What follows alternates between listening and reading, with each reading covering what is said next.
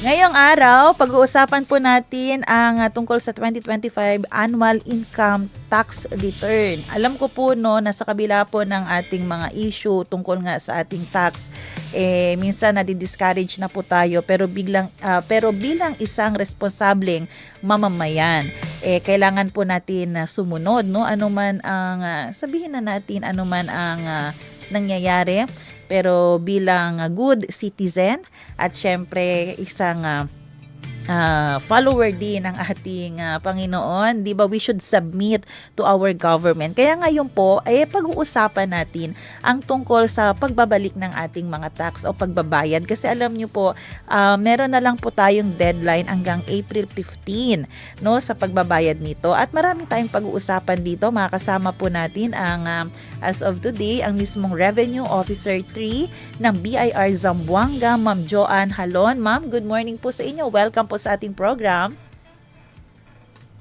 Ma'am, buenos dias. Thank you for inviting us for the BIR sa program po nila. Yes, buenos dias, ma'am. No, actually, espera kita, pwede pa hopefully ka natin man-apas no, si Ma'am Kathleen Martinez, ang Revenue Officer 4 naman ng BIR. Pero ma'am, no, while waiting po, siguro LD aton, first pregunta, si abla ba kita 2025 annual income tax ko sa ba este ma'am, no, kosas te kita ara ta prikura man announce na public at siya due date iporke importante pwede sti kita devolve kun na BIR.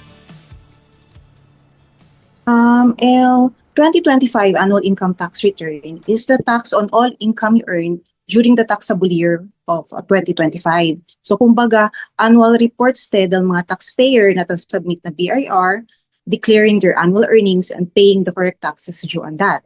So porke April 2026, kasi ito yung standard date set by the tax code na you need to file on or before April 15th of the following year.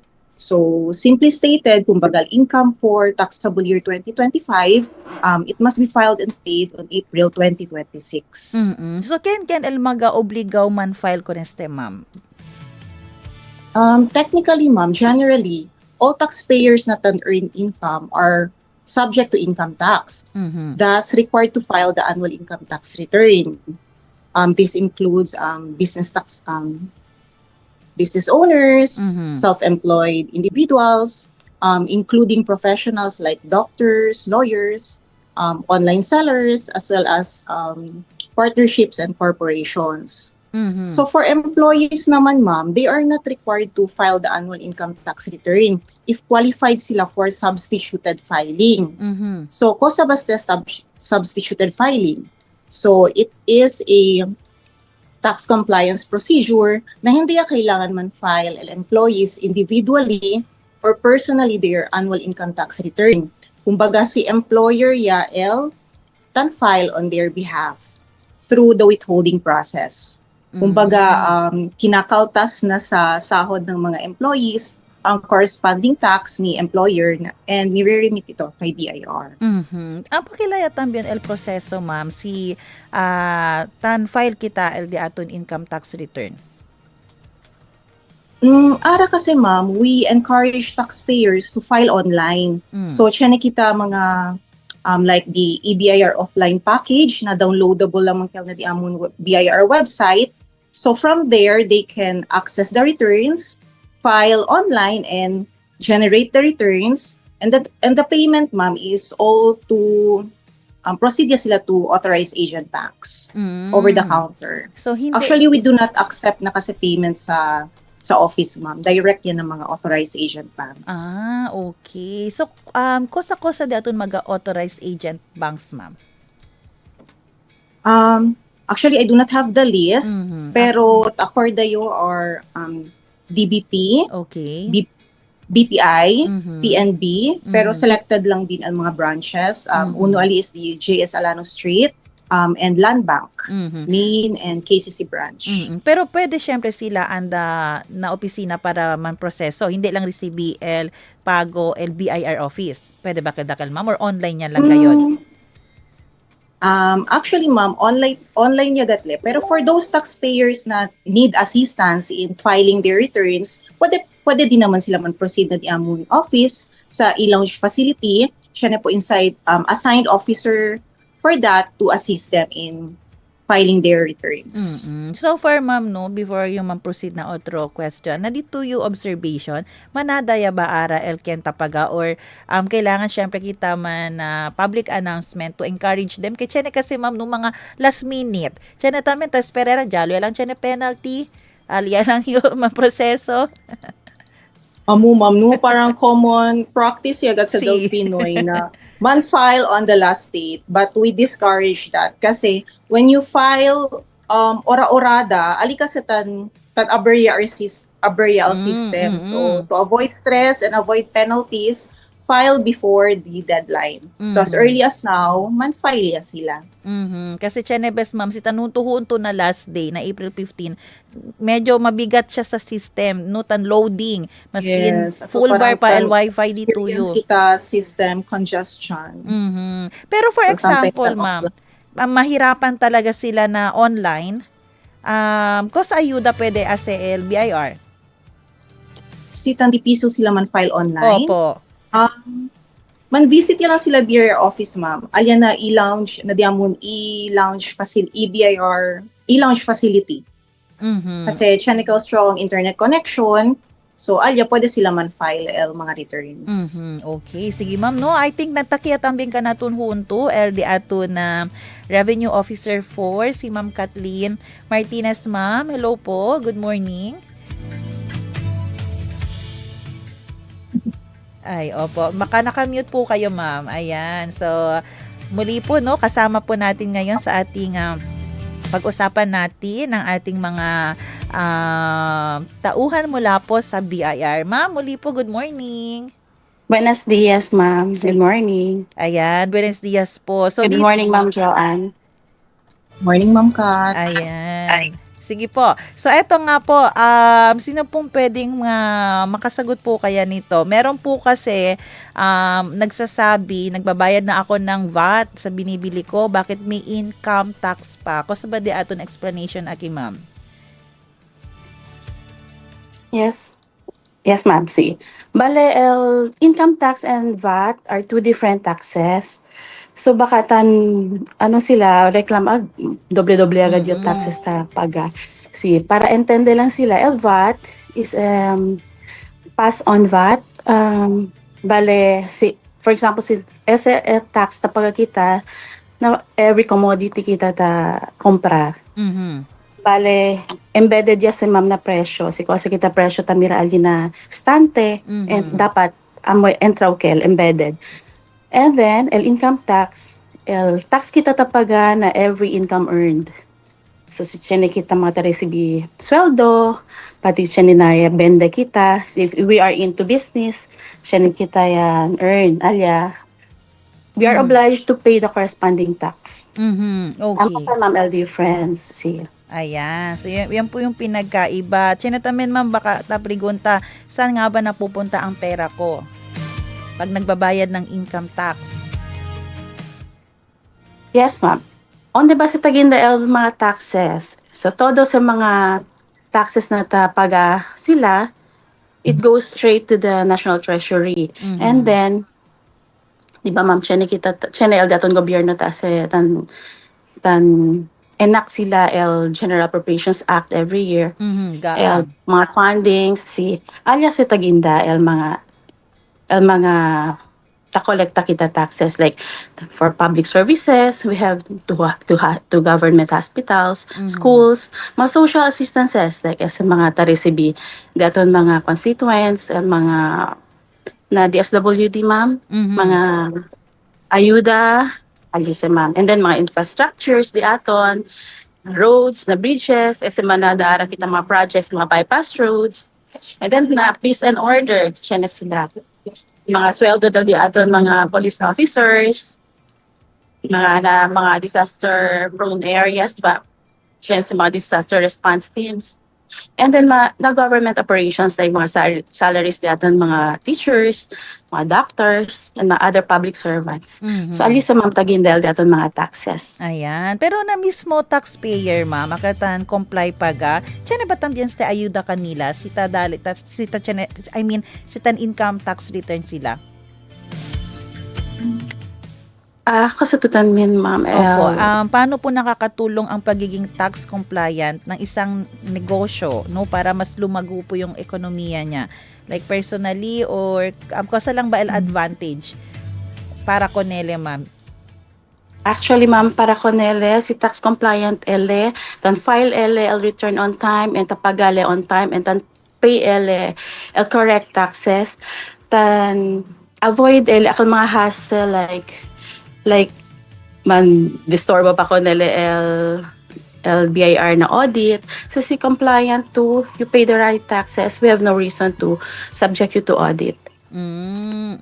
And then at the same time, ma'am, si tapaga sila, they also contribute much to the community. Like si on time sila tapaga. 'Di ba taginda mas ma'am na National Treasury? Mhm. So our government has steady income flow. Income to support el Costa Kalian plan el government para na projects. Mhm. So amo kal ma'am el tayo dali for nation building, so steady income for the projects chinikitas timely funds Mhm. for the government. And then at the same time, ma'am, si compliant el mga business owners, for example, in a community, there is no advantage for tax evaders, 'di ba? Todo Mhm. el competition between them becomes fair. Mhm. May kinta pensa, ay, hindi yung ano, kay elegane. Usually, amo kasi ma'am LD aton mga tan tauwi kita, Mm. akal tan experience kita sa na kami man tax mapping ang sinasasilatan ano. So it encourages fair play among them. Sita Mhm. sabi sila ay tan comply di mi uban dapat ma-comply tamen iyo. And then at the same time si siya kita study income revenues, it creates more public projects and programs, and then parang ano le domino effect, then create tamele more jobs for our constituents. Mhm. Ayan, ma'am. Si Ma'am Joanne, no, sabi kita actually, pagdating sa usapin ng tax, buwis, bien grande gad is the issue. No, pwede gad kita man na parang magpikit mata dito. Hindi nga po maitatanggi na may mga taxpayer na akal abla kita tan alanganin ngayon, tan alanganin, no, alanganin dahil nga sa issue na rin ng korupsyon. So, na side po no del Zamboanga, pakilala kita pwede man assure kay Akina Zamboanga na pinaka ultimong coins or abla kita sinsilyo o sentimo ay binabayad ng ating mga taxpayer ay talagang ligtas at diretso po na napupunta sa ating treasurer or treasury po yung na binabanggit kanina. Ma'am, as mentioned earlier, all payments kasi ma'am, papasaya na through authorized agent banks, and for taxpayers na registered under electronic filing and payment system, so nakalink yakal na dila mga bank accounts. Mhm. So all payments are directly credited to the account of the National Treasury. Hindi ya kasi ta-receive ara payment na BIR offices. May kami revenue collection officer. All mga payments lang ta-receive ara are sale of doc stamps, collection are sale of doc stamps and certification fee.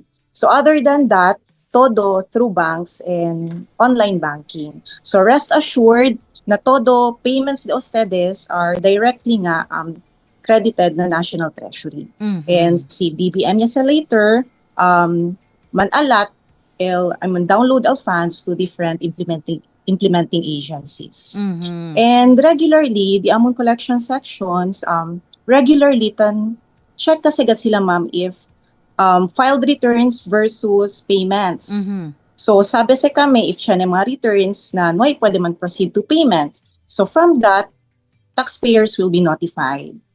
Mhm. So siya na kasi agad monitoring. So yun, rest assured, todo payments is diretso yan na National Treasury. Ayun, yun yung ginawa ng BIR para kumbaga wala na silang hahawakang pera pa, diretso na doon. So, kung Yes. meron po tayong dapat talagang, kasi yun po talaga actually ang purpose at ideal po ng ating mga tax, na tayo ay maging katuwang ng gobyerno na meron tayong maitulong sa ating community. No, ideal gayon reason for kita ta kolekta tax para makapag-build ng mga iba't ibang gusali sa education ba, sa health ba, or kaya po mas pagandahin pa ang ating mga kalsada, no? Kung sa todo nisisita na di atong lugar amugan sa LIDL. So, what we should pray po yung mga taong nandyan po sa kinauukulan, no? Alikita kasi tamang problema kasi si abla lang tax amo manggan si debe gayon. Nesesita elun gobyerno. No, kasi saan man din sila kukuha ng pera kung hindi papataw sa atin. So, ang kailangan natin ipag-pray yung mga nilalagay din natin sa posisyon, no, para mawala ang ating duda. So, bago po tayo magalit, no, sa mga nandyan sa kinauukulan ngayon, questionaan na kita di aton persona. Kuando sila taming kanaton tiyan ko siya dali, bakit laki na rason, porket tiyan kita ara grande mali. So, yan yung mga dapat talaga nating pag-isipan para sa next election. Yan na po ang iikot sa ating isipan para embonamente onde anda el dimio tax desisita kung kian kami po ni Ali akil tiene integrity el motibo ko according lang tamin no na pupaw no el interest para na public. Pero eto ma'am, onde bagad también sila pwede man monitor akil dali sila payment, mga kolektada del BIR. Tiyan na ba kita mga access ma'am na website del BIR? Actually, ma'am, as to the collection goal, the RR15, Zamboanga Peninsula and Tawi-Tawi, siya na-access al public. Visit lang sila di amon BIR website, www.bir.gov.ph, under collection status. So, alya, pwede sila mira ang mga collection per revenue region. So, accessible naman actually, ma'am, we would just like to inform the public na for the first quarter of 2026, we were able to collect 1,151,256,553.05 centavo. This is for the month of January to March, which is 16.27% above our assigned goal. So, kumbaga for first quarter, di ba siya nasa kami mga assigned goal by our national office per revenue region. So, good thing for Zamboanga City for the first quarter, we were able to surpass by 16.27% of our assigned goal. So, as mga collection data can be viewed sa BIR website. Ma'am, may access naman sa public. Okay, thank you po. Tiyan nakita kipregunta, ma'am, no? Question, siya daw po ay isang mixed income earner. Meron siyang full-time job at meron din siyang side business o channel racket. Pero less than 250,000 daw po ang kanyang annual income. Last year, nagkamali daw siya sa pag-input sa EBIR forms. Imbes na 2024 ang nailagay niya daw po ay 2025. So ngayong April 2026 na at kailangan na niyang mag-file para sa totoong 2025 income niya, ano daw po ang dapat niyang gawin? Mag-file ba daw siya ng amended return para makorek yung record niya? At may penalty po ba ito kahit wala naman siyang tax na kailangan bayaran or negative ang lumalabas sa form niya?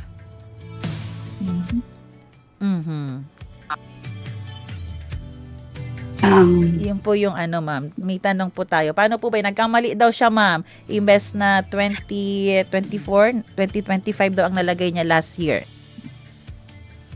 For that case, ma'am, I think we can assist her. She can go to our office. Kasi medyo kasi aldatang system. Dapat kasi careful gad kita na input. And alya el mali is the taxable year. Medyo hindi kasi gad kita bien el atong system bien open to basta-basta lang kalman amend. Mhm. Pero pwede kita other ways. We can help her through our collection section. As man try kami sa man. Siya kasi hindi amon internal ma'am na data fixing. Mhm. If indeed pwede to man prove na amugad sa applicable, amugad sa return for that applicable year, pwede kami sa man ma'am, assist ko na ma'am. Yeah.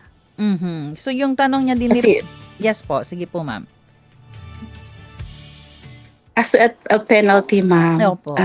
if pwede ka naman prove na sa bagay, si last year Elian file, it corresponds to her income earned na 2024.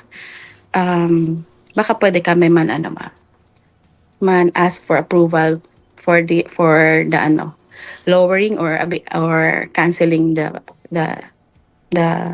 compromise penalty. Kaya yung dalawang lesson dito, proseso gali kita online, dapat maingat Careful po. good ma'am. kaya See, we hindi have to basta-basta review before finalizing. Opo. Yes ma'am. Kasi kahit kayo rin po, may mga challenges din, no, kung halimbawa nagkamali sila online. Yes ma'am. See, hindi ka basta-basta kasi our system is digitalized.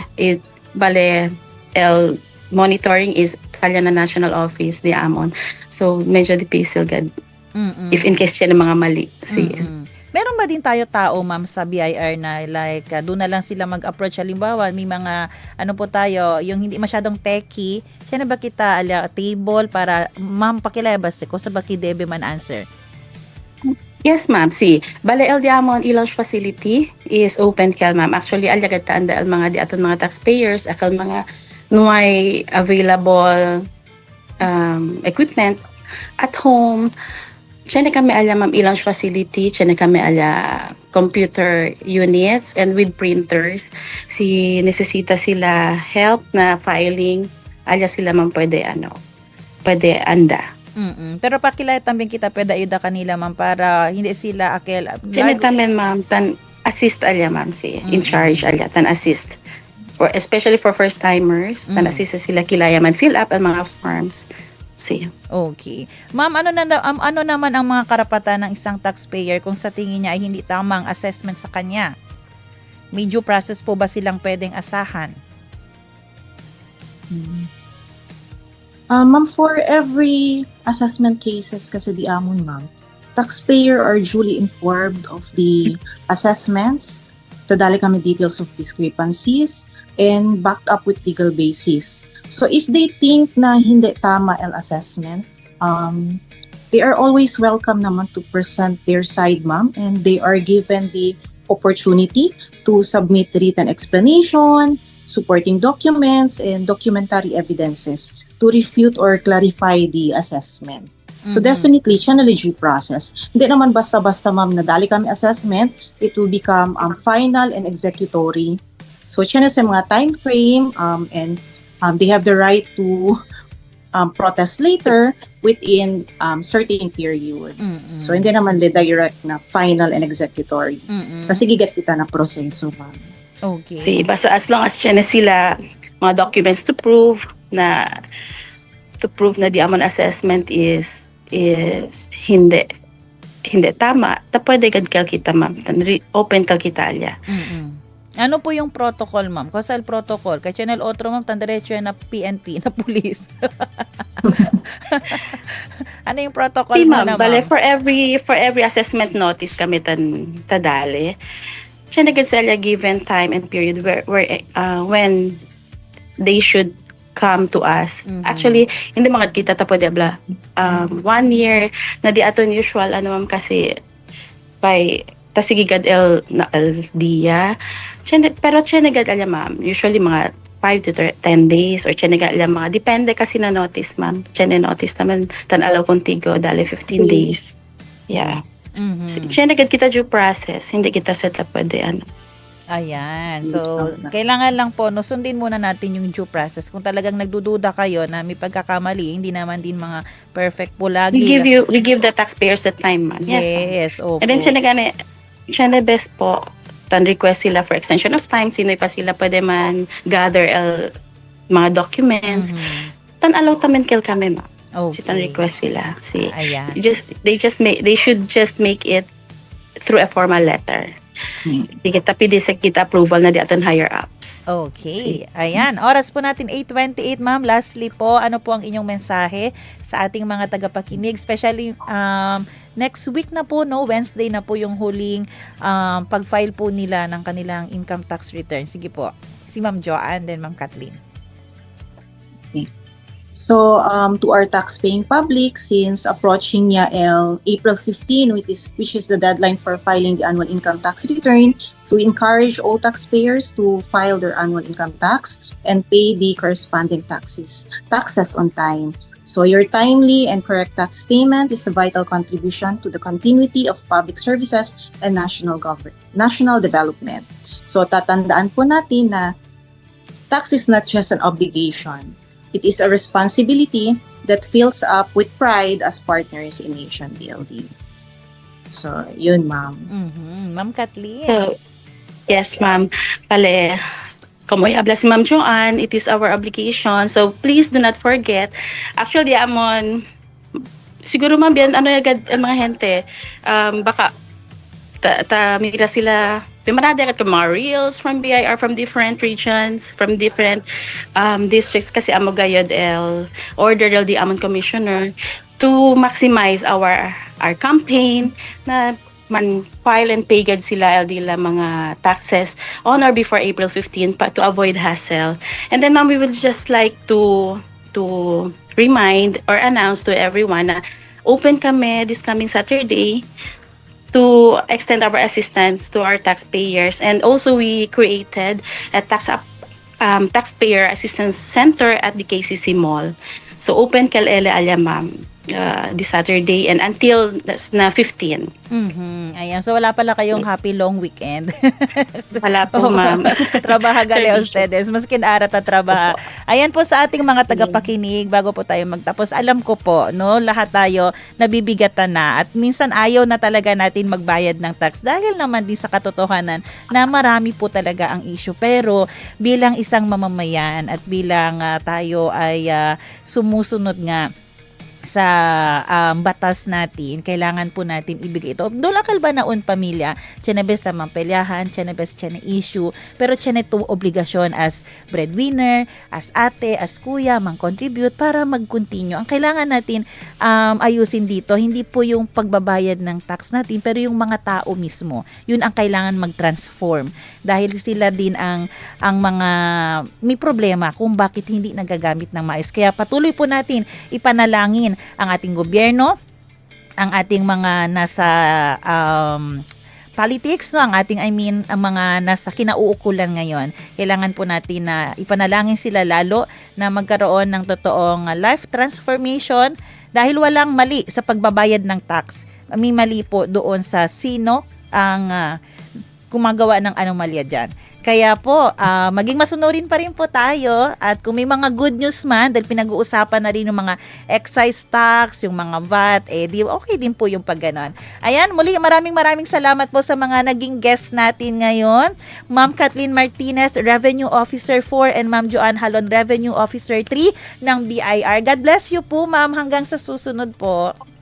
Muchas gracias. Thank you, ma'am. Yes, Ma'am Sara. Maraming salamat din po sa lahat ng ating mga tagapakinig radyo at sa Facebook sa ating technician Kuya Romel Paulino. Abangan niyo po ang susunod na programang Serbisyong OFW Family Matters at Radyo Sinkauman. Magkarinigan po tayo muli dito bukas alas 7 ng umaga. Muli ako po si Sara May Tulabing, nagpapaalalang posible ang pagbangon at pagbabago. Tayo po ay maging bahagi ng solusyon ngayon. Sama-sama tayong umaksyon dahil oras na Zamba Sulta.